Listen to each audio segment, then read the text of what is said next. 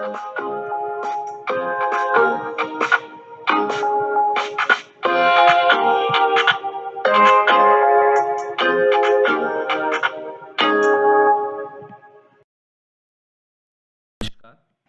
के इस वीडियो में हम नर युग्मकोद्भिद या मेल गैमेटोफाइट के डेवलपमेंट के बारे में आवश्यक जानकारी प्राप्त करेंगे। नर युग्मकोद्भिद के विकास की क्रिया को हम दो चरणों में अध्ययन करेंगे। नंबर 1, परागण या पॉलिनेशन से पूर्व परागकोश के भीतर जो डेवलपमेंट होता है, और नंबर 2, पॉलिनेशन के बाद वर्तिकाग्र, जो स्त्री के स्तर की वर्तिकाग्र है, उसके शीर्ष पर जो डेवलपमेंट होता है। तो सबसे पहले हम अध्ययन करते हैं परागण की क्रिया से पूर्व परागकोश के भीतर होने वाला डेवलपमेंट या विकास। देखिए, सबसे पहले ये बिंदु आप क्लियर कर लीजिए कि नर युग्मकोद्भिद या मेल गैमेटोफाइट हम कहते किसको हैं। अंकुरित परागकण को ही नर युग्मकोद्भिद कहते हैं। अर्थात मेल गैमेटोफाइट जो है आपका, वो है क्या? एक जर्मिनेटेड जो पॉलिन ग्रेन होता है, जो अंकुरित पॉलिन ग्रेन होता है, उसी को हम नर युग्मकोद्भिद कहते हैं। अतः प्रारूपिक या प्रारंभिक जो परागकण या लघु बीजाणु होते हैं, उनको नर युग्मकोद्भिद की प्रथम कोशिका कहते हैं, first cell of male gametophyte. देखिए, स्वाभाविक सी बात है कि जब हम एक अंकुरित परागकण को नर युग्मकोद्भिद कहेंगे, तो अंकुरित परागकण किससे बनेगा? परागकण से। तो स्वाभाविक सी बात है कि नर युग्मकोद्भिद की प्रथम कोशिका क्या कहलाएगी? परागकण या लघु बीजाणु। और जब ये परागकण या लघु बीजाणु अंकुरित हो जाते हैं, तो उन्हीं को हम क्या नाम देते हैं? नर युग्मकोद्भिद। सर्वप्रथम प्रारूपिक परागकण के भीतर कई छोटी छोटी रिक्तिकाएं आपस में मिलकर बड़ी रिक्तिका बनाती हैं, जिसके कारण केंद्रक परिधि की ओर खिसक जाता है। देखिए, परागकोश के भीतर जब परागकण प्रारूपिक अवस्था में होता है, प्रारंभिक अवस्था में होता है, तो वो कुछ इस प्रकार से दिखाई देता है। बीच में केंद्रक है, केंद्रक के बाहर आप देख रहे हैं ये अंतःचोल है, अंतःचोल के बाहर क्या है? आपकी बाह्यचोल है, और बीच में आपको दिखाई दे रहे हैं जननछिद्र दिखाई दे रहे हैं। तो ये जो स्ट्रक्चर है, ये प्रारूपिक परागकण का है। और जब ये परागकोश के अंदर होता है, तो सबसे पहले इसमें क्या होता है? एक रिक्तिका बनती है। आप देख रहे हैं ये बड़ी रिक्तिका बन गई। इसके अंदर जो कई छोटी छोटी रिक्तिकाएं होंगी, वो जुड़ करके एक क्या बना लेती हैं? बड़ी रिक्तिका बना लेती हैं। और जब ये बड़ी रिक्तिका बनती है, तो जो ये केंद्रक है, ये केंद्रक क्या होता है? परिधि के किनारे सिरे पर खिसक जाता है। अब परागकण समसूत्री विभाजन द्वारा विभाजित होता है। देखिए, परिधि पर परागकण खिसका, और उसके बाद अब इस परागकण में समसूत्री विभाजन, माइटोटिक विभाजन होता है। इसके अंतर्गत सर्वप्रथम क्या होता है? परागकण का केंद्रक विभाजित होता है और दो केंद्रक बनाता है। आप जानते हैं कि समसूत्री विभाजन दो चरणों में होता है, पहले कैरियोकाइनेसिस और फिर साइटोकाइनेसिस। अर्थात पहले केंद्रक का विभाजन, फिर कोशिका द्रव्य का विभाजन। तो जब परागकण में विभाजन शुरू होता है, तो पहले क्या होता है? परागकण का जो केंद्रक होता है, वो विभाजित होकर के क्या करता है? दो केंद्रक बनाता है। आप इस डायग्राम में देखिए, ये जो केंद्रक था, ये विभाजित हुआ, और इससे कितने केंद्रक बन गए? दो केंद्रक बन गए। अब क्या होगा?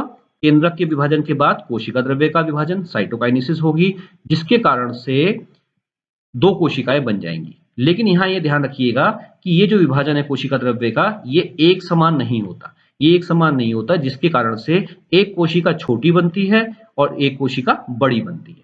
तो जो छोटी कोशिका होती है, उसे हम जनन कोशिका या जनरेटिव सेल कहते हैं, और जो कोशिका बड़ी बनती है, उसे हम कायिक कोशिका या वेजिटेटिव सेल कहते हैं। अब इस डायग्राम में आप देखिए, यहाँ देखिए आप, यहाँ पहले क्या था? केंद्रक विभाजन हुआ, दो केंद्रक बने, और अब जब कोशिका द्रव्य का विभाजन हुआ, तो दो कोशिकाएं बन गई। देखिए, एक कोशिका आपकी ये बन गई है ऊपर, और एक कोशिका आपकी नीचे बन गई है ये। अब ये नीचे वाली कोशिका है, बड़ी है, क्योंकि कोशिका द्रव्य का विभाजन एक समान नहीं हुआ, तो नीचे की कोशिका क्या है? आपकी बड़ी है। इस कोशिका को हमने क्या कहा? जो बड़ी वाली है, इसको हमने क्या कहा? कायिक कोशिका, या जिसको हम इंग्लिश में क्या कहते हैं? Vegetative cell. और जो छोटी कोशिका ये बनी है, इसको हम कहते हैं जनन कोशिका, या इंग्लिश में हम क्या कहते हैं? इसको जनरेटिव सेल। जनन कोशिका के चारों ओर कैलोज की परत पाई जाती है। अब ये बहुत इंपॉर्टेंट पॉइंट है, जिसके बारे में आपको आगे भी इसका काम पता चलेगा। यहाँ फिलहाल आप देखिए कैलोज परत कहाँ है। देखिए, ये जो जनन कोशिका है, जो ये रिप्रेजेंट हो रही है, इस जनन कोशिका में आप देखिए चारों ओर से आपको ये पीले रंग की परत दिखाई दे रही है, जिसको हम क्या कहते हैं? कैलोज परत कहते हैं। मतलब एक कोशिका से दो कोशिका बनी, कायिक कोशिका, जनन कोशिका। अंतःकला के अंदर ये दो कोशिकाएं बनी हैं। तो अंतःकला और जनन कोशिका के बीच में ये पीले रंग की एक लेयर बन गई, जिसको क्या कहा हमने? कैलोज परत।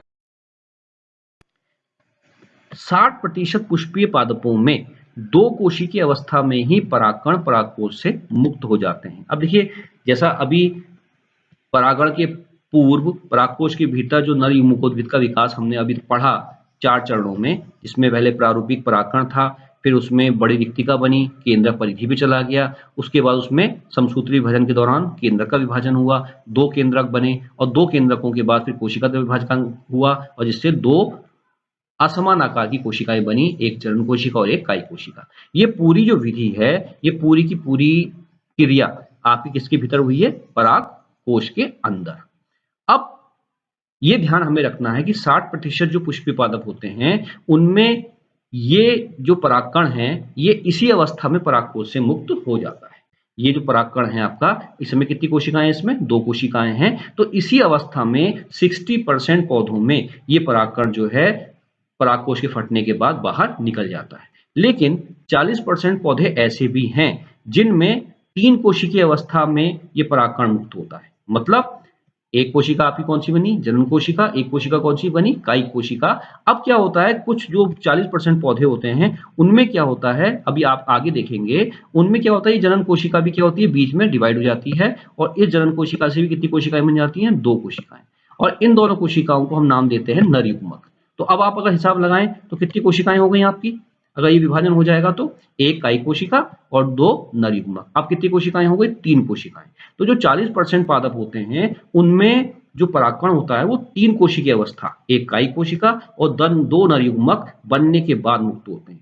या सीधे शब्दों में कहूं कि 60% पादपों में जब परागकण मुक्त होता है तो वो किस अवस्था में होता है? 2 कोशिकीय अवस्था में। और जब 40% पौधे होते हैं, उनमें कोशिका कितनी होती हैं? 3 कोशिकाएं होती है परागकण में, तब वो परागकण परागकोश से मुक्त होता है। अब आगे का परिवर्धन परागकोश के स्फुटन के बाद स्त्री केसर की वर्तिकाग्र के शीर्ष पर होता है। जैसा मैंने आपको शुरू में बता दिया था कि हम मेल गैमेटोफाइट का जो डेवलपमेंट है 2 चरणों में पढ़ेंगे। पहले चरण में हम क्या पढ़ेंगे?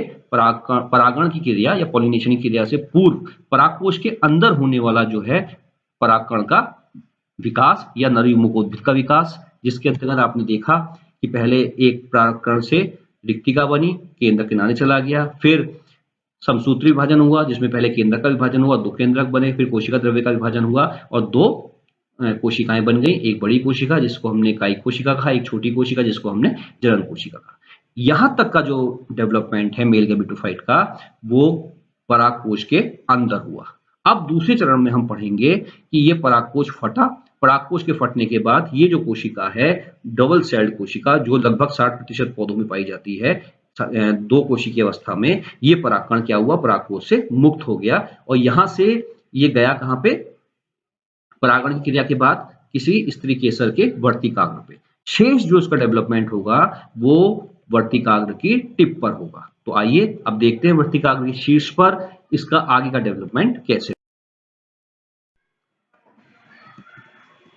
कैलोस परत के घुल जाने के कारण जनन कोशिका परागकण की सतह को छोड़कर तुर्क रूपी कोशिका में परिवर्तित हो जाती है। देखिए, यहां पे आप देखेंगे कि 2 कोशिकाएं थी आपकी, एक ये नीचे की कोशिका थी जिसको हमने कायिक कोशिका कहा और ये ऊपर जो छोटी कोशिका थी जिसे हमने क्या कहा था? जनन कोशिका। और आपको याद होगा कि ये जो जनन कोशिका थी इसके अंदर कैलोस की एक परत डेवलप हो गई थी। अब वो कैलोस की परत क्या हुई? वो घुल गई और उसकी, क्योंकि कैलोस की परत जब घुली तो कैलोस की परत घुलने के कारण से इस जनन कोशिका का जो संपर्क इस अंतःकला से था वो क्या हुआ? टूट गया और इसके कारण से ये कोशिका जो है अंतःकला से क्या हो गई? अलग हो गई। यह तुर्क रूपी जनन कोशिका अब कायिक कोशिका की कोशिका द्रव्य में पहुंच जाती है। अब आप इस डायग्राम में देखिए, क्योंकि अंतःकला से जो ये जनन कोशिका जुड़ी हुई थी, कैलोस की लेयर घुल जाने के कारण से ये अंतःकला से क्या हो गई? खिसक के अलग हो गई। अब इसने क्या रूप ले लिया? तुर्क का रूप ले लिया। आप देखिए, तुर्क रूप ले लिया और अब ये कोशिका किसके बीच में आ गई? कायिक कोशिका के कोशिका द्रव्य के बीच में आ गई। अब अंकुरित परागकण नमी को अवशोषित करता है जिस कारण कोशिका द्रव्य फूल जाता है, वह जनन छिद्र से एक नली के रूप में बाहर निकलता है। देखिए अब क्या होता है, ये जो परागकण था आपका, इस परागकण के अंदर का जो जीव द्रव्य है, ये जनन छिद्र, ये आप देख रहे हैं जो छिद्र है, ये जनन छिद्र है। इन छिद्रों के माध्यम से ये क्या करता है, बाहरी वातावरण से नमी को अवशोषित करता है। इसके अंदर नमी बढ़ जाती है, इसका जो जीव द्रव्य होता है वो क्या होता है, फूल जाता है, और जिस कारण से ये जो अंतःकला है, ये एक नली के रूप में जनन छिद्र से बाहर निकल जाती है। आप देख रहे हैं ये अंतःकला जनन छिद्र से बाहर निकल गई एक नली के रूप में, और इस नली को हम नाम देते हैं क्या, परागनाल। इस नाल को हम क्या कहेंगे, परागनाल। अब कायिक कोशिका का केंद्रक, जिसको हम नलिका केंद्रक कहते हैं, सर्वप्रथम इस नलिका में आ जाता है। अब देखिए जैसे ही ये जीव द्रव्य जनन छिद्र से बाहर एक नली के रूप में निकला, तो इसमें सबसे पहले कौन सा केंद्रक आ गया, नलिका केंद्रक। इस नली में सबसे पहले कौन सा केंद्रक आ गया, नलिका केंद्रक। ठीक इसके बाद अब इसका कोशिका द्रव्य भी इस नलिका में आ जाएगा। जो कायिक कोशिका थी, उस कायिक कोशिका का केंद्रक, नलिका केंद्रक तो आ गया। अब उसके बाद क्या होगा, इस कायिक कोशिका का जितना जीव द्रव्य होगा वो भी इस नली में क्या होगा, भर जाएगा। अब जनन कोशिका समसूत्री विभाजन द्वारा विभाजित होकर दो अगुणित केंद्रक बनाती है, जिसे नरयुग्मक कहते हैं। अब आप देखिए ये जो कोशिका बची है, तुर्क रूपी कोशिका, जिसको क्या कहते हैं हम, जनन कोशिका, ये विभाजित होने लगती है, और इसके विभाजन के फलस्वरूप आप देखिए दो केंद्रक बन गए, जिनको हमने क्या कहा, नरयुग्मक। अब ये दो नरयुग्मक भी कहाँ गए, इसी परागनाल में आ जाते हैं। ये नरयुग्मक अचल होते हैं, इसी कारण इन्हें अंडाशय तक पहुंचाने के लिए परागनाल की आवश्यकता होती है। देखिए बहुत इंपॉर्टेंट बात है, ये दोनों नरयुग्मक जो है ये नॉन मोटाइल है, ये चल नहीं सकते। अगर ये चल सकते, इनमें पंख होते या इनमें रेशे होते, तो ये स्वतः उड़ के कहाँ पहुंच जाते, अंडाशय तक पहुंच जाते। लेकिन ये नॉन मोटाइल है, इसीलिए परागनाल की आवश्यकता होती है, और ये परागनाल इनको कहाँ तक ले जाती है, अंडाशय तक ले जाने का काम। सामूहिक डायग्राम के माध्यम से एक बार पुनः हम देख लेते हैं कि परागण की क्रिया या पॉलिनेशन की क्रिया के बाद जब अंकुरित होता हुआ परागकण वर्तिका की टिप पे पहुंचता है, तो आगे का डेवलपमेंट कैसे हुआ, एक बार डायग्राम में सामूहिक रूप से समझ लेते हैं। देखिए ये जो परागकण है, ये उस समय का है जब ये परागकोश के अंदर था, या परागकोश के फटने के बाद जब दो कोशिकीय अवस्था में परागकण बाहर निकलता है। ये डायग्राम तब का है, इसमें दो कोशिकाएं आपको दिखाई दे रही हैं, जनन कोशिका, कायिक कोशिका। जनन कोशिका के चारों ओर आप देखिए पीले रंग की लेयर दिखाई दे रही है, जिसको हमने क्या कहा, कैलोज परत। अब क्या होता है, जैसे ये परागकण द्विकोशिकीय अवस्था में परागकोश के फटने के बाद बाहर निकलता है, और ये कहाँ पहुंचता है, वर्तिकाग्र की टिप पे, स्त्री केसर की टिप पे पहुंचता है। जैसे मैं आपको अगर डायग्राम के माध्यम से दिखाऊं, मान लीजिए ये आपका कोई स्त्री केसर है, ये आपका स्त्री केसर है, तो ये परागकण अब इस समय जो है कहाँ पहुंच गया है, स्त्री केसर की टिप पे। किस अवस्था में है, जब इसमें कितनी कोशिकाएं हैं, आपकी दो कोशिकीय अवस्था में है, दो कोशिकीय अवस्था में ये है। जैसा ये कहाँ दिखाई दे रहा है आपको, इस डायग्राम में दिखाई दे रहा है। अब ये यहाँ से निकल के कहाँ पहुंच गया है, वर्तिकाग्र की टिप पे। अब इसमें क्या होता है, ये जो कैलोस परत है पीले रंग की, जो कहाँ पाई जा रही है, अंतःकला और इस जनन कोशिका के बीच में, आप देख रहे हैं चारों ओर से पाई जा रही है। ये जब कैलोस परत घुल जाती है, तो क्या होगा, ये जो जनन कोशिका है, ये अंतःकला की परत के साथ जो इसका जुड़ाव है क्या हो जाएगा, अलग हो जाएगा, जिस कारण से कुछ इस प्रकार से कोशिका अंतःकला को छोड़ करके अलग होने लगेगी, और अंत में ये एक तुर्क रूप में ये कोशिका, जनन कोशिका बिल्कुल अलग हो जाएगी। आप देख रहे हैं तुर्क रूपी जनन कोशिका बिल्कुल अलग हो गई, और ये अब कहाँ आ गई, कायिक कोशिका के कोशिका द्रव्य में आ गई। अब क्या होगा, ये कोशिका द्रव्य जो है आपका कोशिका का, ये नमी को अवशोषित करेगा, किसके माध्यम से, इन जनन छिद्रों के माध्यम से बाहर से नमी को क्या करेगा, अवशोषित करेगा। जैसी नमी इसके अंदर आएगी, इस कोशिका द्रव्य का आयतन क्या होगा, बढ़ जाएगा, और जब अंदर आयतन बढ़ेगा तो बाहर तो वाह्यचोल है, वाह्यचोल कठोर होता है, टूट नहीं सकता, तो क्या होगा, ये जो अंतः कला है, ये नमी को अवशोषित करके फूलेगी, और ये एक नली के द्वारा इस जनन छिद्र से बाहर निकलना शुरू होगी। देखिए इस जनन छिद्र से ये बाहर निकलेगी, आप देख रहे हैं डायग्राम में, ये बाहर निकल गई। अब ये जो नली बाहर निकली अंतःकला के द्वारा, इसको हमने क्या कहा, परागनाल, परागनाल कहा। ठीक इसी समय क्या होगा, ये जो कायिक कोशिका है, इसका जो केंद्रक है, इसको हम क्या कहते हैं, नलिका केंद्रक। ये जो नलिका केंद्रक है, ये इस परागनाल में सबसे आगे चला जाएगा, और इसके बाद क्या होगा, इस कायिक कोशिका का जो जीव द्रव्य है, वो सीधा सीधा क्या होगा, इस नलिका में भर जाएगा।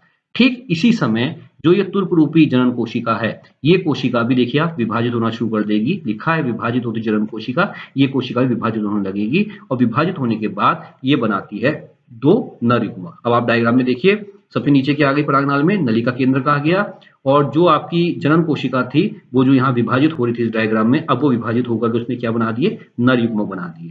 तो ये जो डायग्राम है, ये एक विकसित नर युग्मकोद्भिद का है, जिसके अंदर अंतः जो चोल है वो परागनाल के रूप में बाहर निकल चुका है और उस परागनाल में कितने केंद्रक हैं? 3 केंद्रक हैं। तीनों के तीनों कैसे हैं? अगुणित केंद्रक हैं, एक नलिका केंद्रक और 2 नर युग्मक। तो ये पूरा जो डेवलपमेंट दिखाया गया है, ये मेल गैमेटोफाइट के बारे में यहाँ रिप्रेजेंट करता है। हमको ये ध्यान रखना है कि एक अंकुरित परागकण को ही हम मेल गैमेटोफाइट कहते हैं। इसका आधा डेवलपमेंट परागकोश के अंदर होगा, आधा डेवलपमेंट परागकोश के बाहर। परागकोश के अंदर जब तक ये रहेगा, इसमें पहला समसूत्री विभाजन होगा जिससे 2 कोशी की अवस्था बनेगी। 2 कोशी की अवस्था बनने के बाद ये परागकोश से बाहर निकलेगा। उसके बाद इसमें फिर समसूत्री विभाजन होगा जिसके फलस्वरूप जनन कोशिका 2 नरयुग्मक बनाएगी। तो यहाँ ये भी आपको ध्यान रखना है कि मेल गैमेटोफाइट के डेवलपमेंट में 2 समसूत्री विभाजन होते हैं और अंत में जो एक विकसित नर युग्मकोद्भिद होगा जो किसी स्त्री के सिर की टिप पर होगा, उसमें 3 अगुणित केंद्रक होंगे, एक नलिका केंद्रक और 2 नर युग्मक। मैं उम्मीद करता हूँ इस वीडियो के माध्यम से आपको मेल गैमेटोफाइट के बारे में आवश्यक जानकारी मिली होगी। अगर आपको ये वीडियो पसंद आया तो प्लीज़ इसे लाइक कीजिए और इस चैनल को सब्सक्राइब कीजिए। धन्यवाद।